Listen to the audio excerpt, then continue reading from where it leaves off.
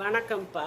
உமிழ்நீர் நம்ம வாயில் ஊறக்கூடிய உமிழ்நீர் நம்ம உயிர் நீர்னே சொல்லலாம். அது ஒரு மருந்து.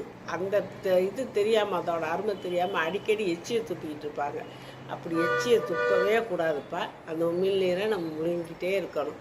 அது எச்சின்னு சொல்லி துப்புறது தப்பு. உமிழ்நீர் அது உயிர் நீர்னு சொல்லி நம்ம அதை நினச்சி முழுங்கணும். இப்போ தண்ணி குடித்தா கூட கொஞ்சம் கொஞ்சமாக குடித்து வாய் பூரா வர்ற மாதிரி லேசாக கூட கொப்பளிக்கும் போது அந்த உமிழ்நீரை அந்த தண்ணி இழுக்கும். அப்போது அதோடு உள்ளே போகும்போது கொஞ்சம் கொஞ்சமாக நம்ம அதை கொப்பளிச்சு குடிக்கும்போது வயிற்றுக்குள்ளே போய் நல்ல ஜீரணம் நடக்கும். உடல் புண்ணெல்லாம் வரவே விடாது. அப்புறம் நம்ம சாப்பிட்ற சாப்பாடு இருக்கு இல்லையா, அதை வாயில் கொஞ்சமாக எடுத்து வச்சு நிறையா வச்சு அவக்கணும். அது சொல்லுவாங்க, கோழி தவிட்ட முழுங்கினாப்புல முழுங்குறாங்க அப்படின்னு. கோழி தான் லவக்குன்னு தவிட்ட கப்பக்குன்னு முழுங்கும். கோழிக்கு தவிடு விளைஞ்சி வைப்பாங்க அந்த காலத்தில். அதெல்லாம் உங்களுக்கு தெரியுதோ என்னமோ. நாங்களாம் சின்ன பிள்ளையா இருக்கும்போது கோழி வளர்த்தோம். கோழிக்கு தவிடை பிணைஞ்சி வைப்பாங்க. அந்த மாதிரி கோழி லவக்கு முழுங்கும்.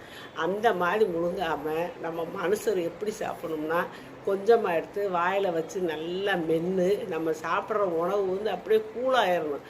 அப்படியே தண்ணியாக, அப்படியே உமிழ்நீரோடு கலந்து தண்ணியாக நம்ம முழுங்காமலே உள்ளே போகிற அளவுக்கு அப்படி முழுங்கிட்டோம்னா நம்மளுக்கு செரிமான பிரச்சனை, குடலில் வர பிரச்சனை எதுவுமே வராது. உடம்பு ரொம்ப ஆரோக்கியமாக இருக்கும். இந்த மாதிரி உமிழ்நீரை வேஸ்ட் பண்ணாமல் உமிழ்நீரை நம்ம திருப்பி உற்பத்தி நம்ம நல்லா மென்று சாப்பிட்டோம்னா தண்ணி கூட தவிக்காது. இடையில சாப்பிடும்போது தண்ணி குடிப்பாங்க.